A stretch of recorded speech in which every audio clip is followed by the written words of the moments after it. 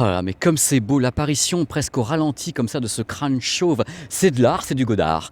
Bonjour, bienvenue sur Paperwork, je suis devant Station F. Station F, c'est un endroit extraordinaire ici à Paris, il y a plein de talents qui viennent travailler ici, de la French Tech, des gens qui créent, qui pensent, qui font bouillir leurs neurones comme ça. Et on va retrouver Cyril. Cyril est un mec extraordinaire, il a un parcours pas comme les autres, il a bossé chez Apple, il vole de ses propres ailes, il a conçu un matériel audio un peu atypique qu'il a conçu comme ça avec son ingénierie. On va aller découvrir ce matériel audio, on va l'interviewer, écouter, tout savoir. C'est une gestation, c'est la naissance de quelque chose. Du moins, je lui souhaite. Allez, on y va. Go. C'est parti, live action. On rentre. Voilà. On y est et on va aller retrouver Cyril. C'est un labyrinthe quand même ici, on va se fier. On entend de la musique ou pas? Oups, ça va être pas. Voilà, par là, hop. Et bien voilà. Mais ça, c'est l'enceinte. Non, je rigole, ça, c'est le projet d'enceinte. Ça, c'est ce que vous allez découvrir dans quelques instants avec Cyril. Ah, on va être bien là, je crois. On va le retrouver justement, Cyril, parce qu'il y a tellement de trucs à nous dire, ce garçon. C'est un type, je sais pas. Je le connais pas beaucoup, mais je sens qu'on va apprendre des trucs. Salut Cyril. Salut Pépé. Tu vas bien, Cyril? Ça va très bien Pépé. Eh bien, c'est une bonne chose. Tu vas justement me parler un petit peu de ton parcours qui, moi, m'a fasciné. Et c'est pour ça qu'on est ici tous les deux à Station F pour que tu me racontes des trucs qui vont faire rêver les gens qui nous regardent. Parce que ça me fait rêver, ta vie me fait rêver. Tu me fais rêver, bon sang, alors fais rêver les gens. Bah écoute, c'est simple, moi j'étais étudiant ingénieur acousticien ici en France et j'ai fait un double diplôme avec les États-Unis, donc je suis parti tout de suite après avec à Georgia Tech aux États-Unis et j'ai commencé à bosser là-bas. J'ai bossé à Bose à Framingham, près de Boston. Ensuite, j'ai bossé pour une boîte allemande pendant 2 ans dans le Midwest et je suis atterri en Californie, à Cupertino, à Apple en 2007 pour le lancement du premier iPhone. Ah mais carrément, non mais t'étais là au lancement vous avez bien entendu, il était là à côté de moi, le mec qui est là était là directement à Cupertino pour le lancement du premier iPhone. Mais tu faisais quoi? T'es resté combien de temps chez Apple? J'ai commencé en 2007, en septembre, à Apple et là-bas je bossais sur l'iPhone, sur l'acoustique de l'iPhone. J'étais responsable de la validation de la qualité de l'acoustique. Non mais c'est dingue, vous vous rendez compte, ce mec on le tient là, mais alors tu gérais quoi? Tu gérais la qualité du haut-parleur, la qualité du convertisseur audio, c'est toi qui choisissais des choses. T'as bossé sur l'iPod ou pas? Ça m'intéresse, moi l'iPod j'étais fan. J'ai bossé aussi sur l'iPod. On vérifiait la qualité des petits speakers qu'il y avait dans l'iPod au début. Et puis sur l'iPhone, on vérifiait la qualité du microphone, du speaker et du speaker écouteur. Donc voilà, on faisait toutes ces mesures-là. Non mais c'est dingue, toi dans ton métier d'acousticien, donc tu avais tout le matos, tu une sorte de garant de la qualité, tu suivais le mouvement de Apple. Personnellement c'est vrai que Apple pour moi a toujours été, j'étais un fan de l'iPod, donc a toujours été une marque qui attachait beaucoup de soins à l'audio, donc tu le confirmes, toi tu es le mec qui peut le confirmer, mais je touche Dieu, je touche Dieu. C'est ça, on mesurait vraiment tout en détail avec les dernières techniques de mesure qu'on trouvait. On inventait des nouvelles techniques de mesure pour garantir la qualité du son en téléphone, mais aussi en player normal iPod. Et l'iPod qui était à ma connaissance compatible 24 bits, je crois. Je crois qu'il y avait une possibilité de jouer des 24 bits jusqu'à 48 kHz, c'est ça? Ouais, je pense que c'était supporté, ouais. Tu penses que tu es supporté? Moi, surtout, je suis content de te supporter aujourd'hui. Dis-moi, alors, tu as quitté Apple. Après Apple, tu es allé ailleurs ou est-ce que tu es venu directement tenter ta chance ici chez Station F avec le matos dont on va parler, Cyril? Après Apple, je suis resté un peu plus longtemps aux États-Unis. Je suis allé à Stanford. J'ai déménagé un tout petit peu plus bas dans la vallée. J'ai fait Stanford Business School. Je suis revenu à Paris il y a environ 2 ans et demi. Et tu avais dans l'idée de construire un matos, de concevoir un matos audio, ça te taraudait parce que tu as vu des tas de choses dans ta vie et tu l'as dans la main. C'est ça, exactement. Donc on avait vraiment envie on était un peu experts dans l'industrie et on voyait un peu tout ce que les autres faisaient. Et on voyait qu'il y avait encore des opportunités dans le sens où notre speaker ici, c'était vraiment quelque chose de simplifié et d'améliorer la qualité d'accès à la musique au quotidien. Tu voulais te lancer là-dedans parce que tu trouvais qu'en face, c'était pas ça et que tu croyais que tu pouvais faire mieux que tous les Bose, tous les JBL, tous les machins, les BO-Play. Tu t'es dit, moi, Cyril, j'ai bossé chez Apple, je vais faire mieux. Faut y croire un petit peu, sinon on se lance jamais, il n'y a pas de doute. Voilà, notre enceinte, c'est une enceinte qui est vraiment simple d'accès et qui rend accès à la musique aussi simple que tourner un bouton. Mais ton speaker, qui sera donc, on parlera tout à l'heure de la vente, de la finalisation, c'est un speaker Bluetooth, c'est une radio, c'est quoi? Tu le connectes comment? Explique-moi un peu ce que tu as voulu créer qui serait différenciant de tout ce qu'il y a en face.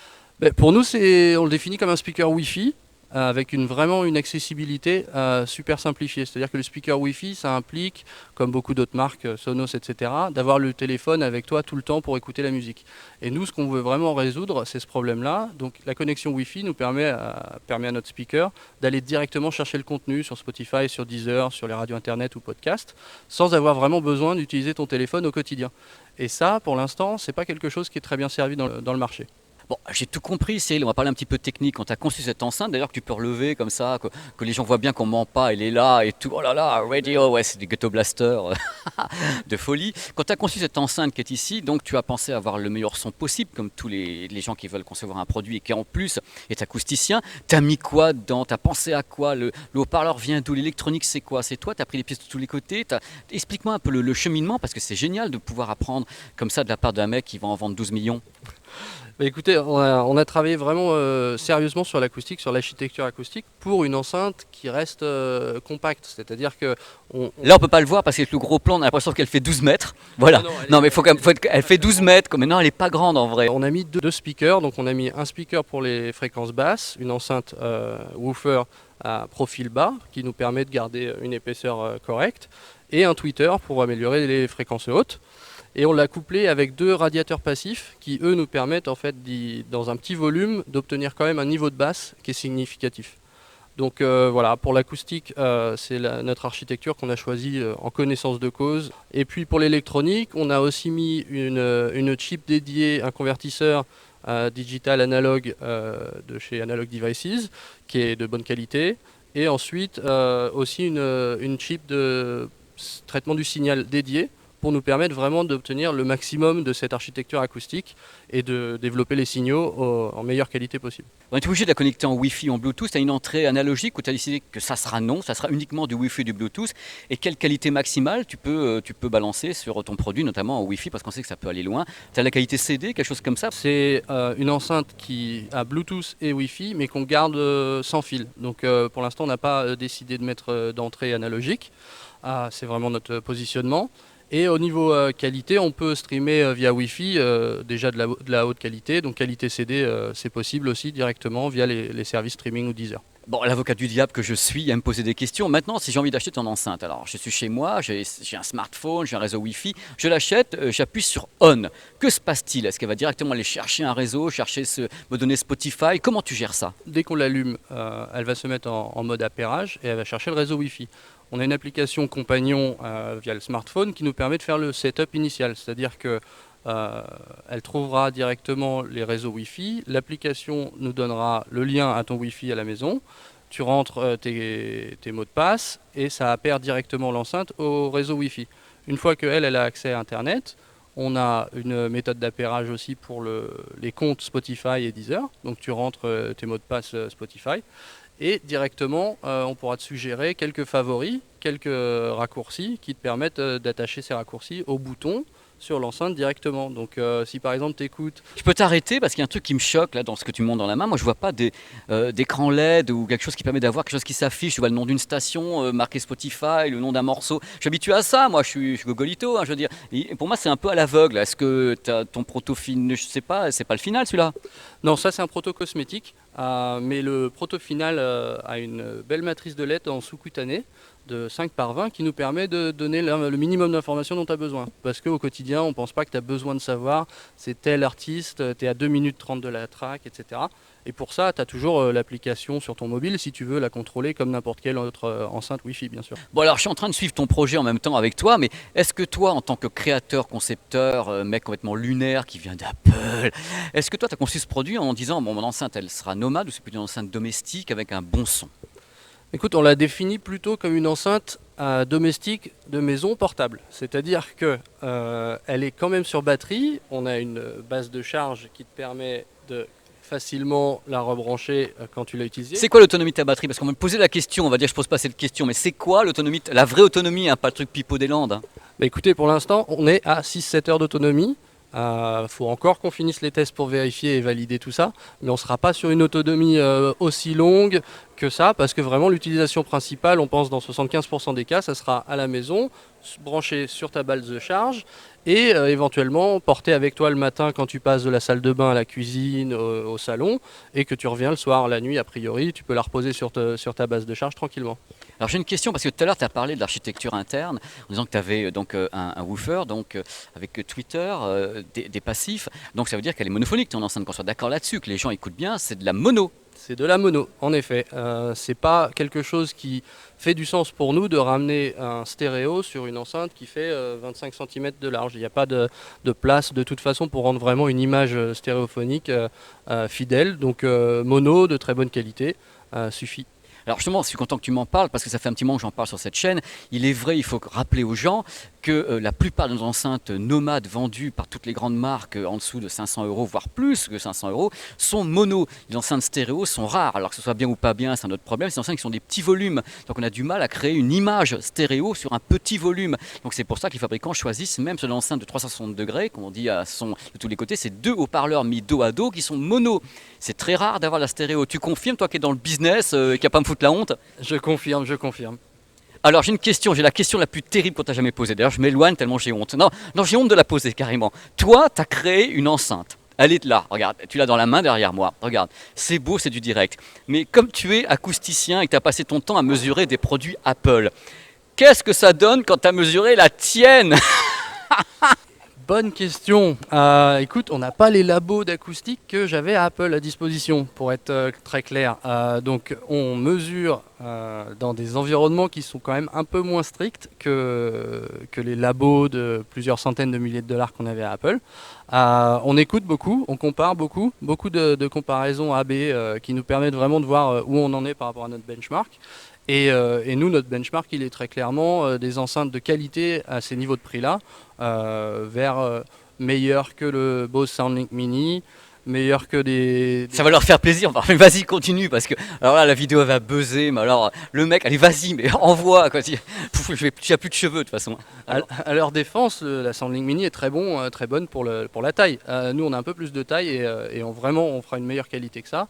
Et aussi beaucoup d'enceintes Bluetooth portables qui sont faites pour être portables et designées pour être portables. Nous, ce qu'on veut faire, c'est une enceinte qui soit de très bonne qualité audio et qui s'inscrivent dans ton quotidien. Bon, Cyril, tu as parlé des marques concurrentes, c'est vachement bien, j'attendais ça de toi, mais tu n'as pas encore donné de prix parce que tu te situes entre telle enceinte et telle enceinte, mais moi j'ai aucune idée de tarif. Cette vidéo a été enregistrée donc début mai, il faut le savoir. Est-ce que tu as déjà, toi, en tant que concepteur, le roi de ta start-up ici à Station F, tu as déjà une idée du tarif, une idée de la finalisation de ton produit au niveau technique et une idée de la date de commercialisation, en laissant de la marge? Alors, au niveau tarif, on devrait être dans la branche des 200-250 euros. Voilà, donc un objet premium de qualité, mais pour une enceinte Wi-Fi, ça reste très abordable. On est déjà en phase d'industrialisation, donc on a déjà les premiers prototypes qui reviennent de l'usine. Donc c'est quelque chose qu'on sait faire, c'est quelque chose qu'on est confortable. Donc le lancement devrait être prévu en production de masse d'ici fin novembre, décembre. On veut vraiment évidemment pas rater l'époque des cadeaux de Noël 2018. Je me fais encore l'avocat du diable, je suis là pour ça, je me mets à la place des gens qui me regardent. Quelle va être ta communication pour rendre ce produit différenciant alors qu'en face, tu as des wagons d'enceintes de grandes marques qui vont être dans tous les linéaires de tous les magasins de France et de Navarre et que les jeunes connaissent déjà toutes ces marques. Les JBL, Bose, c'est des marques connues, qui ont du background, qui sont vraiment des grosses marques et qui ont vraiment les moyens de développer des produits incroyables. Toi, tu vas te pointer. Moi, je suis très fier que tu le fasses. Moi, j'aime les gens qui en veulent. Quelle va être ta façon à toi de dire la mienne, elle est mieux que les autres qui sont au même prix, qu'elles sont moins bien? Nous, notre différenciateur, c'est vraiment de rendre l'écoute facile. C'est-à-dire qu'on va se démarquer par rapport aux autres marques, justement, en revenant et disant, on n'a pas besoin du téléphone au quotidien. On veut vraiment ajouter une texture de son, d'audio, d'info avec toi au quotidien. Oui, alors il y a un truc que tu m'as pas dit encore, tu ne m'as pas parlé de puissance, parce que les gens qui me regardent aiment bien qu'on leur parle un peu de puissance, RMS et autres, de bandes passantes. C'est un ampli 30 watts. Donc c'est déjà, pour une enceinte de cette taille-là, c'est largement suffisant pour des pièces moyennes déjà. La bande passante, c'est quoi? Tu vas de 3 à 4 Hz ou tu montes un peu? On monte un tout petit peu au-dessus de ça. Je pense qu'on est aux environs de 90-100 Hz dans les basses. Et puis on monte jusqu'aux 20K, 20 kHz dans les hautes. C'est une bonne chose. En tous les cas, je vais te dire une chose. Là, tu vois, je suis content de te rencontrer ici à Station F. C'est vraiment un plaisir parce que ça, moi, ce qui me fait kiffer dans cette interview avec toi que je connaissais pas, c'est de me dire qu'on assiste peut-être au lancement de quelque chose qui va, si ça se trouve, être historique, on ne sait pas encore. Tu es un mec qui a quand même du background comme gars, tu as été chez Apple, tu t'es occupé de la qualité audio chez Apple, moi c'est juste du délire. Et là tu montes ton enceinte, tu décides d'y aller, et tu es à Station F ici pour te faire incuber, si je puis dire. Et moi, d'abord je tenais à t'en féliciter, je pense que les gens qui vont regarder te féliciteront. On espère maintenant que le produit 1 va arriver et qu'il sera bon. Et quand tu le mesureras après dans les locaux d'Apple avec le matériel à 200 000 $, tu diras, ah bah j'ai réussi à faire un truc absolument incroyable. C'est ça, exactement. Cyril, je te remercie beaucoup pour toutes ces informations et ta franchise, parce qu'en plus tu y allé franco, tu as dit les trucs qui vont faire plaisir à Boss, à JBL et tout. Moi j'attends ça avec impatience. C'est magnifique. Merci de ta franchise encore et d'avoir répondu à mon interview sur PP World. Merci Pépé. C'est moi, on se revoit très très vite parce qu'il faudra que je la teste après. C'est un prototype, ça je peux pas vraiment tester parce que tu es encore en train de souder les trucs là-haut. C'est pas possible, écoute, arrête. On est presque prêt. Ciao, allez bye, ciao, merci à toi, merci beaucoup. Il est top quand même, hein, le Cyril. Allez, put the music on. Là, on écoute les protos ici, déjà. Et je dois dire que le son vraiment a du corps. C'est vrai que ce sont des petites enceintes. C'est pas fait pour délivrer 90 watts, mais là, il y a du grave, c'est clair. Le son est très très clair, c'est très cristallin. C'est déjà une bonne chose dans la base. Mais encore une fois, c'est le prototype. Ils sont encore en train de fignoler tout ça. Vous voyez un petit peu, c'est ça qui est passionnant en fin de compte, c'est ce que je voulais voir ici à Station F avec Cyril, c'est qu'ici on fignole, on est là en train de peaufiner un truc qui sortira dans 6-7 mois, et ça c'est génial d'assister à ça, quoi, la naissance d'un truc. C'est les coulisses de l'exploit, parce que bon, vous avez l'enceinte qui sera peu ou prou finalisée, qui est ici, tout à l'heure qui était dans la main de Cyril, mais là vous avez carrément le développement. Alors ça c'est quoi Cyril ? Ça, c'est une carte d'évaluation d'électronique de l'amplification et du traitement du signal qu'on utilise pour tuner et améliorer la qualité du son. Alors ici, je vois diverses choses. Alors je vois ceci. Alors ceci, c'était la boîte à savon, si je puis dire. C'est le prototype de base. Explique-moi. C'est ça, c'est un prototype totalement passif avec une configuration de haut-parleur. On a hésité beaucoup entre un haut-parleur 100 mm et un tweeter 16 mm, ou sur la droite, une autre configuration qui est celle qui sera dans le produit de 85 mm en woofer, un tweeter et puis les radiateurs passifs à côté. Justement, tu peux montrer du doigt le radiateur passif parce que les gens ne savent peut-être pas ce que c'est et à quoi servent les radiateurs passifs sur une enceinte. Et c'est super important. Alors le radiateur passif, c'est vraiment important. C'est en gros comme un haut-parleur sans toute la partie moteur derrière. C'est-à-dire que tu as toute la suspension et la membrane de surface qui te permet en fait de rentrer en résonance à certaines fréquences pour amplifier les fréquences basses, tout simplement. Donc comme un réflexe dans une basse réflexe dans une enceinte traditionnelle ou un port, le volume rentre en résonance et amplifie les fréquences basses. Alors j'en profite parce que c'est des questions qu'on va me poser. Est-ce que je peux cracher dessus? Est-ce qu'elle est splash-proof ou waterproof? Je peux la mettre à côté des embruns en Bretagne ou dans ma Normandie natale? Tu peux, tout à fait. C'est une enceinte qui sera splash-proof, donc qui est faite pour les environnements comme salle de bain ou cuisine. Pas de souci là-dessus. Voilà, c'est les coulisses de coulisses. On voit donc l'évolution du produit. Mais celui-ci Cyril, c'est le dernier, c'est le plus récent venu de l'usine? Celui-là, il sort tout frais de l'usine. Il arrive tout juste. Et donc voilà, c'est le premier prototype fonctionnel qui nous permet de commencer à faire les assemblages finaux. Et donc là, on voit bien ici qu'il y a un affichage qu'on peut donc voir ici d'une façon entre guillemets démontée sur le prototype. Donc en effet, contrairement à tout à l'heure, on l'a pas vu. L'affichage est donc super discret, je trouve. On le sent à peine. C'est ça, c'était l'idée. C'était vraiment qu'il soit montré juste quand on a besoin. Après, il n'a pas besoin d'être là au milieu du design de l'enceinte. C'est pas le but du jeu. Là, elle est connectée en Wi-Fi, donc avec une source en qualité CD. Donc là, je suis devant. C'est vrai que c'est sympa, c'est très très clair. Mais encore une fois, comme dans le cas de l'enceinte béton, je ne peux pas vraiment me donner un avis complet. C'est un prototype, c'est encore en développement. Cyril bosse comme un fou pour finaliser son produit. Donc moi, ce que j'entends, c'est un son clair. C'est-à-dire c'est très très clair et ça, c'est plutôt bien. Voilà, j'étais super content de faire cette vidéo pour vous ici à Station F pour PP World parce que j'avais vraiment envie de vous en parler, de vous parler de ce projet, de parler de la carrière quand même de ce joyeux bipède qu'est Cyril et là le voir concevoir un produit qui est en même temps un peu atypique où le mec se donne carrément. Je voulais vraiment vous en parler, je trouvais ça normal de vous en parler, mais j'espère que cette vidéo vous a plu. N'hésitez pas à poser des questions, je pense que Cyril fera un petit tour dans les commentaires pour répondre s'il le souhaite. Dans tous les cas, merci encore d'avoir regardé cette vidéo sur PP World et n'hésitez pas à vous balader sur la chaîne, il y a plein de trucs à regarder si vous le souhaitez. Je vous embrasse, je vous dis à très très vite, à bientôt.